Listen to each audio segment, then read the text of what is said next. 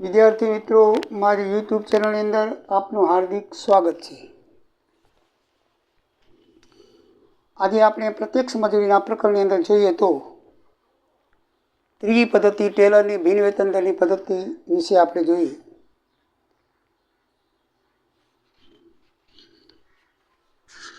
તો વૈજ્ઞાનિક સંચાલનના પ્રણેતા શ્રી ટેલરે આ પદ્ધતિની ભલામણ કરી છે. આ પદ્ધતિ કાર્યક્ષમ માણસને આકર્ષે છે, જે ખરેખર કામ કરે છે, જેને કામ કરવાની ધગશ છે, એને આકર્ષે છે. કારણ કે આમાં જે વધારે કામ કરે એને વધારે મહેનતાણું મળે છે. પ્રમાણ કાર્ય વૈજ્ઞાનિક રીતે તૈયાર થાય છે. આની અંદર પ્રમાણ કાર્ય નક્કી કરવામાં આવે છે અને વૈજ્ઞાનિક ઢબે તૈયાર કરેલું હોય છે. પ્રમાણ કાર્ય પૂરું કરનાર ઊંચા દરે વેતન તેમજ યોગ્ય રીતે કામ નહીં કરનાર કે આળસુને ઓછું વેતન ચૂકવવામાં આવે છે. યોગ્ય રીતે કામ ન કરનાર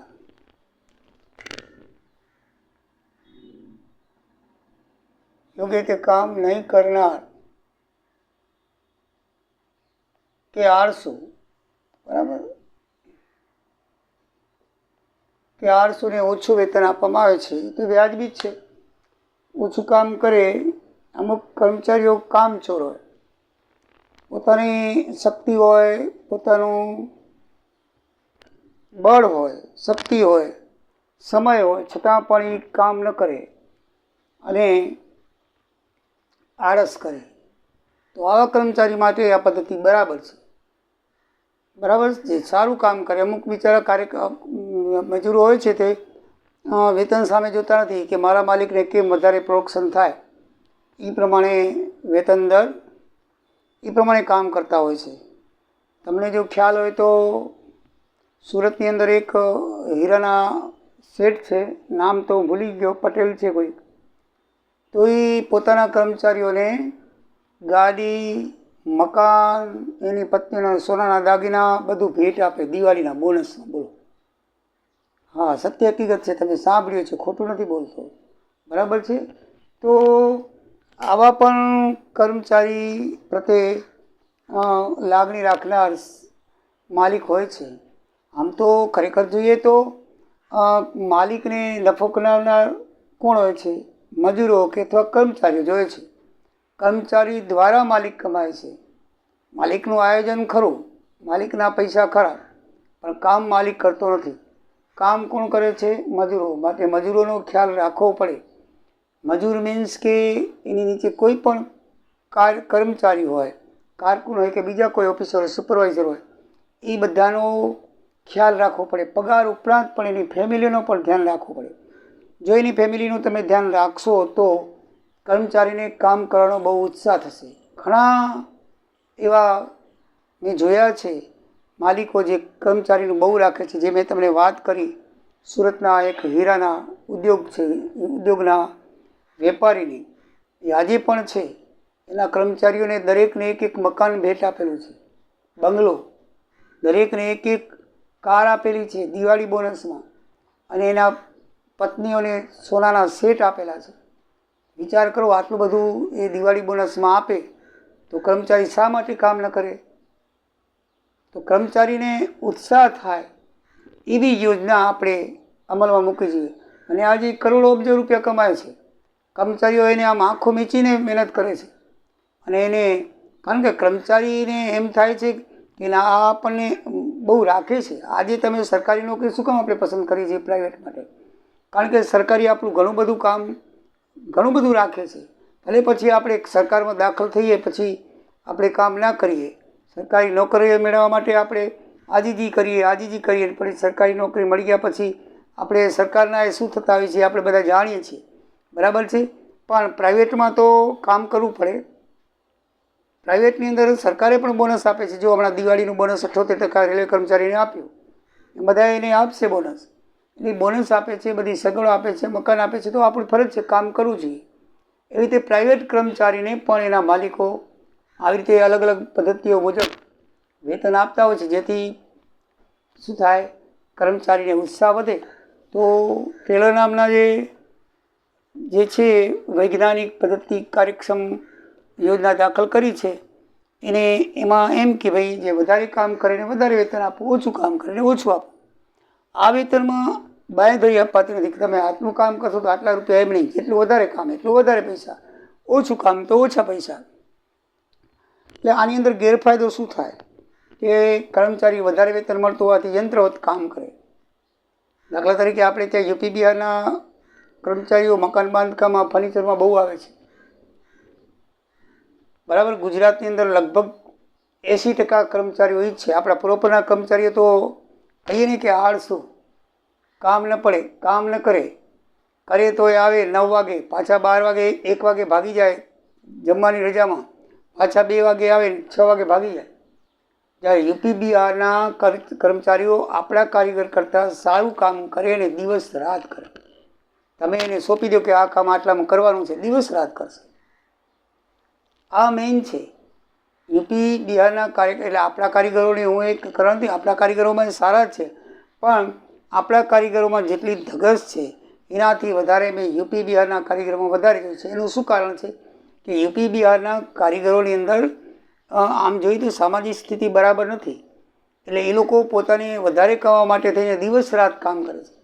ત્યારે ગુજરાતના જે આપણા મુલ્કના જે કારીગરો છે દરેક ક્ષેત્રે, એને તમે 10 વખત બોલાવશો તો નહીં આવે, માંડ મને આવશે ને આવશે તો જેમ તેમ કામ કરીને ભાગી જશે. બધાને માટે નથી, પણ લગભગ એવા મેં તો અનુભવ કરેલા છે. બરાબર. બાકી યુપી બિહારનાને બોલો, કામ રેડી કરશે, બધું કમ્પ્લીટ, સાંજ રાત ભલે પડી જાય, જમીન પાછું આવશે, તમારું કામ પૂરું કરી દેશે. અને કામ કરશે એટલે જેવું તેવું નહીં, બરાબર કરશે.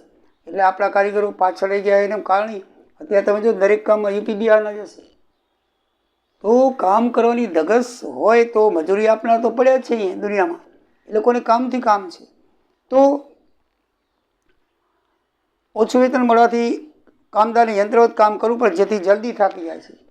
યંત્રવત કામ કરવું પડે કારણ કે વધારે કામ કરો વધારે મળે, એની થાકી જલ્દી જાય છે. જોકે આરામ કરી લે તો વાંધો આવતું નથી. પછી ઓછું વેતન મળવાથી કામદાર દંડાય છે. ઓછું વેતન મળવાથી કામદાર દંડાય છે એટલે કે એ તો છે જ ને ભાઈ, કામ ન કરે, આળસ કરે તો એને ઓછું વેતન મળે. પણ આ પદ્ધતિનો ગેરફાયદો એ કે છે કે કામદાર દંડાય છે. આ દંડાવો જોઈએ પણ. બરાબર છે. પ્રમાણકારે કેટલું રાખવું તે સંચાલકોના હાથમાં, જેથી કામદારોનું શોષણ થવાની શક્યતા રહે છે. એટલે આમાં જે પ્રમાણકારે નક્કી કરવાનું હોય છે કે ભાઈ તમારે 1 કલાકમાં આટલા એકમ ઉત્પાદન કરવા જ, એ સંચાલકના હાથમાં છે. એટલે ઘણી વખત માણસની શક્તિ કરતાં વધારે ઉત્પાદન કાર્ય દઈ દે તો એને ફાયદો ન થાય. સમૂહ કે થાય તમને એમ કહે ભાઈ હાલો તમારે કોઈક ગાર્મેન્ટનું કારખાનું છે અને એની અંદર કંઈક ભાઈ તારે રોજ 50 પેન્ટ તો કરવા જ પડશે પ્રમાણકારથી. બિચારો રોજના 50 પેન્ટ તો ક્યાંથી કરી શકે? બરાબર ને. એટલે એ કામ ઓછું દેવાનું. એટલે કે સંચાલકોના હાથમાં પ્રમાણ કાર્ય નક્કી કરવાનું હોવાથી ઘણી વખત શું છે કે કારીગરોનું શોષણ પણ થાય છે.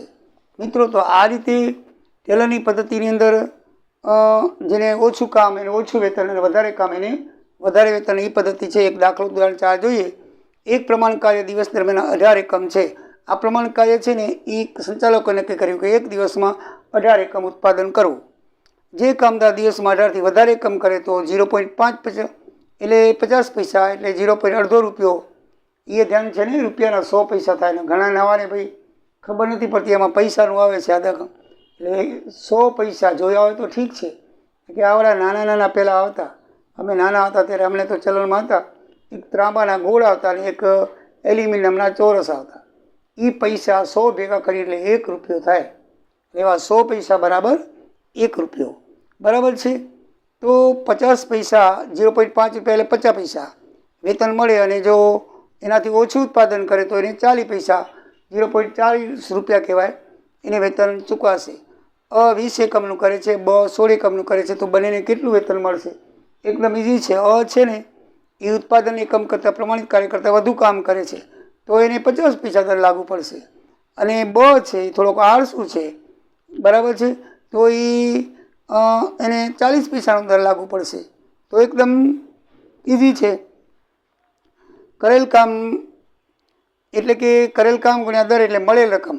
એને મળેલ રકમ બરાબર શું થશે? કરેલ કામ ગુણ્યા દર. તો 20 એને કેટલા કર્યું છે? 20 એકમનું ઉત્પાદન કર્યું છે. એને 0.50 એટલે અડધો રૂપિયો છે તો 10 રૂપિયા મળે એને. કેટલા મળે? 10 રૂપિયા 50 પૈસા. 1/2 ગુણી નાખો તો ચાલે. 50 પૈસા એટલે અડધો રૂપિયા. 1/2 ગુણો એટલે 20 અડધા 10 રૂપિયા મળે. જ્યારે બ છે એને 16 એકમનું કામ કર્યું છે, એટલે પ્રમાણિત એકમ છે એના કરતાં ઓછું કામ કર્યું છે, તો એને 40 પૈસાનો દર લાગુ પડશે. 16 ચોખ્ખું 64 એટલે 6.40 બરાબર છે. 6 રૂપિયાને 40 પૈસા મળશે. અ કરતાં એને 3 રૂપિયાને 60 પૈસા ઓછા મળે. કામ ઓછું કરો તો ઓછા જ મળે. બરાબર છે. ચલણની પદ્ધતિ આમ બરાબર છે, પણ સારું કામ કરે સારું વેતન ને ઓછું કામ કરે ને ઓછું વેતન છે. પણ બધી પદ્ધતિના ગુણ દોષ તો હોય જ છે મિત્રો. દરેક મેં લખ્યા નથી, અમુક લખ્યા છે, અમુક નથી લખ્યા. તમે ચોપડીમાં વાંચી લેજો. આમાં 3 થી 4 પદ્ધતિના દાખલા પૂછાય છે, એના જ કરાવીશ. બાકીની પદ્ધતિઓ ખાલી ટૂંક નોંધ માટે વાંચવી જોઈએ એ હું તમને કહી દઈશ. બરાબર, ચેપ્ટરની અંદર આગળ. તો બાકી દાખલા તો 3-4 પદ્ધતિના છે, હું તમને એ પણ કહું છું કઈ પદ્ધતિના પૂછાય છે. બસ એ જ પ્રમાણે કરવાના છે. બાકીની પદ્ધતિઓ ખાલી ટૂંક નોંધ માટે વાંચવાની જરૂરી છે, એના દાખલા આવતા નથી. તો દાખલા યોજના નંબર 4 બીડો યોજના કહેવાય છે.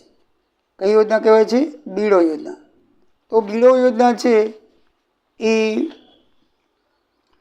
એનામાં એક મિનિટ દીઠ જો આ પદ્ધતિમાં જુદા જુદા કામદારોને વેતનમાં ન્યાય આપવા જુદા જુદા પ્રકારના કામની મુશ્કેલીનું એક સામાન્ય માપ કાઢવામાં આવે છે. એક જનરલ માપ કાઢે છે અને એ માપને બી કહેવામાં આવે છે. શું કહેવામાં આવે છે? બી. જેથી કોઈ કામદારને બીજા કરતાં વધુ સહેલાઈથી બોનસ મળે નહીં. જે કામદાર વહેલું કામ કરે તેને બચેલા સમયના 75% બોનસ આપવામાં આવે, જ્યારે બાકીના 25% ફોરમેન કે સુપરવાઇઝરને મળી જાય.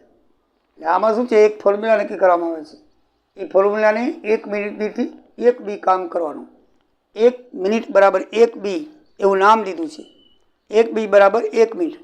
બી બરાબર છે 1 બી બરાબર 1 કામ કરવાનું. એટલે બી એનો એકમનું નામ છે. જેમ કિલોગ્રામ ગ્રામ હોય તો 1 મિનિટમાં 1 બી કામ કરે એવો એક કાર્ય વેતનનો દર નક્કી કરવામાં આવ્યો કે ભાઈ જો કોઈ પણ કર્મચારી છે 1 બી પ્રમાણે કામ કરશે અને જો કામ વહેલું પતાવી દે અને જો સમય બચે તો બચેલા સમયના 75%, ઓલી 80માં તો 75% ને બદલે 50% આપતા હતા. પેલી જે યોજના આપણે જોઈ બરાબર છે 80 એલસીની યોજના જોઈ તો એલસીની યોજનામાં 50% આપતા હતા. બચેલા સમયના કેટલા હતા? વેતન પ્લસ બચેલા સમયના 50% આપતા હતા. આમાં 25% વધારે છે. આમાં બચેલા સમયના 75% બોનસ તમને મળે. એટલે એલસીની યોજના કરતાં થોડીક વધારે સારી કહેવાય. બરાબર છે. આ પદ્ધતિમાં વધુ પ્રમાણમાં કારકુનને કામ કરવું પડે, કારણ કે વધારે વેતન લેવું પડે. એટલે પ્રત્યેક કામદારને 75% બોનસ અપાતું હોવાથી તેને અન્યાય થાય છે. એટલે કે આમાં શું છે? પરોક્ષ કામદાર જે છે સુપરવાઇઝર એ પરોક્ષ હાજર રહેતા નથી, તો એને 25% મળે. એના ભાગમાંથી 75% પોતાને મળે, એટલે અન્યાય કહેવાય ને. બરાબર. સુપરવાઇઝરની તો કામ તપાસ કરવા આવે નહીં તો પરોક્ષ હોય. કહેવાનો મતલબ એ પ્રત્યક્ષ ન હોય. મજૂરો પ્રત્યક્ષ કામ કરે તો એને 100% આપવું જોઈએ. એને બદલે એના ભાગમાંથી 25% કોને આપવામાં આવે છે? સુપરવાઇઝરને અથવા ફોરમેનને આપવામાં આવે છે. એટલે થોડોક અન્યાય થયો એમ કહેવાય. કામદારોને જલ્દી કામ પૂરું કરવા માટે પ્રોત્સાહન અપાતું હોવાથી ખામીયુક્ત ઉત્પાદન થવાની શક્યતા રહે છે. આ પદ્ધતિની અંદર શું છે? કામદારોને વધારે કામ કરો એટલે વધારે ઉત્પાદન કરો તો વધારે મહેનતાણું મળશે. તો ઘણી વખત કામદાર થોડી ઘણી ભૂલ રહેતી હોય, ખબર હોય છતાંય માલ જવા દો. એટલે ખામીયુક્ત ઉત્પાદન થવાની શક્યતા વધારે રહે છે. બરાબર છે. આપણે એક એનું ઉદાહરણ જોઈએ. આ યોજનામાં મુશ્કેલીનું માપ બી નક્કી કરવામાં આવે છે. શું નક્કી કરવામાં આવે છે? બી. એટલે કે 1 મિનિટમાં 1 બી જેટલું કામ દરેક કામદારે કરવું જોઈએ એવી માન્યતા છે. 1 મિનિટમાં 1 બી જેટલું કામ. બરાબર. હવે આ દાખલો છે 5મું ઉદાહરણ. એક કામદારે 600 બી જેટલું કામ દિવસ દરમિયાન 10 કલાકમાં કરવાનું છે. એટલે 600 બી જેટલું કામ 10 કલાકની અંદર કરવાનું છે અને 1 બી બરાબર 1 પૈસો વેતન દર છે. જો કામદાર 8 કલાકમાં કામ પૂરું કરે તો તેને વેતન કેટલું મળે? તો એને જુઓ, બીનું માપ હંમેશા મિનિટમાં હશે. બરાબર છે. અહીંયા એને કામ કર્યું છે 8 કલાક, તો 8 કલાકની મિનિટ થાય 60 × 480 કામ થાય. હવે 600 બીમાં કામ કરવાનું તો કેટલા બી વધારે બચત કરી? તો 600 બીથી 480 બાદ કરો એટલે 120 બીની બચત એને કરી, તો એને 75% 120ના વેતનની અંદર ઉમેરાશે. એટલે એને વેતન વત્તા બોનસ બરાબર કુલ વેતન મળશે. પહેલાં એનું વેતન કેટલું થઈ જોઈ લઈએ. 480 કામ કરેલું છે 400 બી. 1 બીનો 1 પૈસો થાય તો 400 બી ગુણ્યા 1 પૈસો એટલે 480 પૈસા એટલે 4 રૂપિયા ને 80 પૈસા થાય. બરાબર, 1 રૂપિયાના 100 પૈસા એટલે 400 પૈસાના 4 રૂપિયા ને 80 પૈસા બીજા 4 રૂપિયા ને 80 પૈસાનું વેતન થાય. વત્તા એને બોનસ કેટલું 120 બી છે તો એને 120 પૈસા થાય. બોનસમાં સમય બચાવ કર્યો એટલે બોનસમાં 120 પૈસા મળે, પણ એના 75% મળે, પૂરેપૂરા 120 પૈસા નહીં. તો 120ના 75% એટલે 90 પૈસા. કેટલા મળે? 90 પૈસા. તો 4 રૂપિયા 80 પૈસા વેતનમાં 90 પૈસા બોનસ ઉમેરી નાખો એટલે 5 રૂપિયા ને 70 પૈસા એને મળે. કુલ વેતન કેટલું મળે? 70 પૈસા. આમાં એલસીની યોજના કરતાં 25 પૈસા વધારે મળે છે. આમાં 50 પૈસા મળતા આમાં 75 પૈસા મળે છે, એટલે થોડુંક વધારે વેતન મળે છે. બરાબર છે. તો આ રીતે મિત્રો બહુ નાના નાના દાખલાઓ છે અને યાદ રહી ગયા આવડે એવા છે, અઘરા નથી. 5મી પદ્ધતિ છે મેરિકની 3 વેતન દર પદ્ધતિ. હવે ટેલર પદ્ધતિની સખ્તાઈ ઘટાડવા માટે ટેલર પદ્ધતિમાં શું છે, બે જ વેતન દર હતા. આમાં મેરિકે 2ને બદલે 3 વેતન દર રાખ્યા. કેટલા રાખ્યા? અને કામનું ઉત્પાદનના ટકાવારી રાખી કે ભાઈ જો ઉત્પાદન 83% સુધી કરે તો સામાન્ય વેતન દર ચૂકવો. માનો કે તમે એને 50 એકમનું કામ દીધું અને એના 83% થાય, 100માંથી 83 એકમનું કામ કરે તો એને જે નક્કી કરેલો વેતન દર એ જ આપવું. પછી 83થી 100% સુધીનું ઉત્પાદન કરે. બરાબર છે. તમે 100 એકમનું કામ દીધું, 183 ઉપર 85, 86, 87 કે 100 જેટલું કામ કરે તો વેતન દરના 10% વધારે, તો 110% વેતન આપવું. વેતન દરના 10% વધારે એટલે 110% એને વેતન આપવું. અને માનો કે 100થી ઉપર જાય તો વેતન દરના 20% વધારે આપવું એટલે 120% આપવું. એટલે 83% સુધીમાં સામાન્ય વેતન દર, 83-100 સુધીમાં 110% અને 100થી ઉપરમાં 120% વેતન દર આપવું. આનો દાખલો મિત્રો આપ્યો નથી, પણ સ્વાધ્યાયમાં નથી જોયું અને પૂછાતો પણ નથી. અને પૂછાય તો જે વેતન આપેલું હોય અને કેટલું કામ કર્યું છે એ વેતન દર આપણે જો હશે તો હું જોઈ લઈશ. બરાબર. નહીં તો દાખલો સહેલો છે. માનો કે તમને 100 એકમ નક્કી કરવાનું કીધું હોય. બરાબર છે. હવે તમે 100થી ઓછા કર્યા તો તમને 83% સામાન્ય દર, દાખલા તરીકે 50 રૂપિયાને કંઈ કરી તો તમને 50 રૂપિયા મળશે. અને જો તમે 83થી ઉપર કર્યા અને 100ની વચ્ચે કર્યા તો તમને 110% એટલે 50 રૂપિયાને 110% તમને મળે. અને માનો કે તમે 100થી વધાવી ગયા, વધારે ઉત્પાદન કર્યું તો તમને 50 રૂપિયાના 120% મળે. તો આ રીતે વેતન દર થાય. એકદમ ઇઝી છે. બરાબર મિત્રો. તો હવે આપણે બાકીની યોજનાઓ છે. હવે ગેસની યોજના છે, ઇમર્શન યોજના છે, સમૂહ બોનસ યોજના છે, નફાના ભાગ, બસ આટલી યોજનાઓ છે. આ યોજનાના કોઈ દાખલા નથી. બાકી ગેસની યોજના છે એના વિશે તમને ટૂંકનું પૂછી શકાય. એમાં તમને જે આ પદ્ધતિ સાદી અને વ્યવસ્થિત છે, કારણ કે તેમાં રક્ષણ અને ઊંચું ઉત્તેજન આપવામાં આવે છે. એના ફાયદા અને ગેરફાયદા લખેલા છે. એ ટૂંક નોંધ તરીકે મિત્રો તમે વાંચી જશો. ઇમર્શન કાર્ય પદ્ધતિ છે એ પણ એના ફાયદા અને ગેરફાયદા આપેલા છે. સમૂહ બોનસ યોજના છે એના પણ ફાયદા અને ગેરફાયદા, બસ સમૂહ બોનસ યોજના અને નફા ભાગ પ્રોફિટ શેરિંગ છે એટલે એ પણ આપેલું છે. તો ટૂંકનોંધની દ્રષ્ટિએ મિત્રો એ વાંચી જશો. બરાબર છે. એની ચર્ચા જો કરવી હશે તો તમે કોમેન્ટમાં લખશો તો કરી નાખીશ. પણ તમે લોકો સમજુ છો એટલે મને લાગે છે કે તમે વધારે સમય તમે નહીં લો. બરાબર ને. બાકી તમારે વાંચવું હોય તો વાંચી જશો. એ ટૂંકનો તરીકે વાંચવાનું છે. બાકી તમને કયું પૂછાય છે એ તમને જણાવી દઉં મિત્રો. જો તમને વધારે કયું પૂછાય આપણને એ આપણે જોઈ લઈએ. વધારે કયા દાખલા પૂછાય છે એ પ્રમાણે જોઈએ તો હું તમને કહી દઉં હમણાં જ. બરાબર ને. એટલે પછી આપણે આ પ્રકારના હવે સીધા દાખલા જ ગણશું.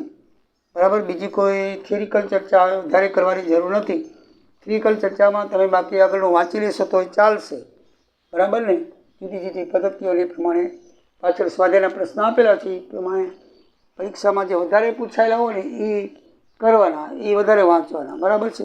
બાકીના તો આઉટલુકિંગ કરવાનું હોય, બરાબર. તેમ છતાં હું તમને આપી દઈશ. તો આની અંદર તમને એક હેલ્થ યોજના જે આપણે પહેલી જોઈ હતી એનો દાખલો હોય છે. 2 રીવેન યોજના, બરાબર. આપણે જે જોયું હતું તે રોવેન યોજના,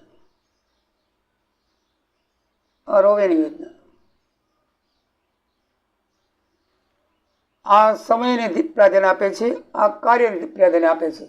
એટલે આમ પણ પૂછાય છે સમય વેતન મુજબ દાખલા ગણો. તો એનું સૂત્ર છે મિત્રો, લીધેલો સમય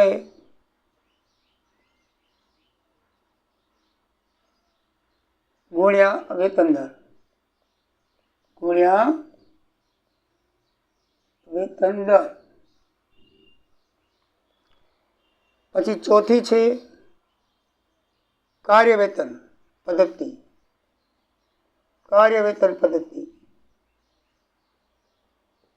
એ રોવન યોજનાને લગતી છે. એમાં ઉત્પાદનના એકમો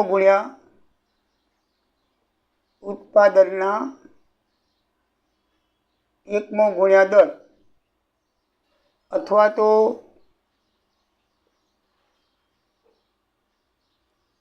પ્રમાણ સમય ગુણ્યા દર. પ્રમાણ સમય તમને આપેલો હોય, પ્રમાણ સમય ગુણ્યા વેતન દર. દર એટલે વેતન દર માનવાનો, બરાબર છે. અને 5મી છે ટેલર યોજના, જે આપણે જોઈ તે, બરાબર છે. એમાં આપણે જે દાખલો જોયો હતો ટેલર યોજનાનો એ પ્રમાણે છે, બરાબર. સૂત્ર એનું, એમાં ઉત્પાદન ઊંચો દર. એમાં 2 સૂત્ર આપણે કહ્યું હતું કે ઉત્પાદન વત્તા ઊંચો દર અને ઉત્પાદન વત્તા નીચો દર. 2 આવે, એક આવે નીચો દર ને એક આવે ઊંચો દર. કેટલું કામ નીચેવાળાનું, કેટલું ઉપરવાળાનું છે. એટલે આ પદ્ધતિ, આ 5 પ્રકારના દાખલા પરીક્ષામાં પૂછાય છે. મોસ્ટ ઓફલી 90% દાખલાઓ એ જ પદ્ધતિથી છે. તો હવેથી આપણે એ પદ્ધતિથી દાખલા કરશું. મિત્રો, જય દ્વારિકાધીશ, જય સિયારામ. નવરાત્રિમાં રમતા હશો, ખૂબ મજા તમને આવતી હશે. હા, માતાજીની આરાધના કરજો, સાથે સાથે સરસ્વતી માતાની પણ આરાધના કરજો. તમારે માતાજીનો આશરો જ છે. અંબે માનો, બહુચર માનો કે બીજા કુળદેવી માનો, આશરો લેવાનો. અને સરસ્વતી માતા તો બધાની માતા કહેવાય. તો એનો તો આશરો બધાએ લેવો પડે ભણો ત્યાં સુધી. તો સરસ્વતી માતાની પણ આરાધના કરજો થોડી, એટલે તમને પણ જરૂરથી ફાયદો આપશે. કુળદેવીમાં કે આ બધી માતાઓથી તમને ફાયદો આપતા વાર લગાડશે, પણ સરસ્વતી માતાનો આશરો લેશો તો તમને જલ્દી ફાયદો ઇન્ટરનલ પરીક્ષામાં અને બોર્ડની પરીક્ષામાં, યુનિવર્સિટી પરીક્ષામાં થશે. મિત્રો, જય દ્વારિકાધીશ, જય માતાજી, જય સિયારામ.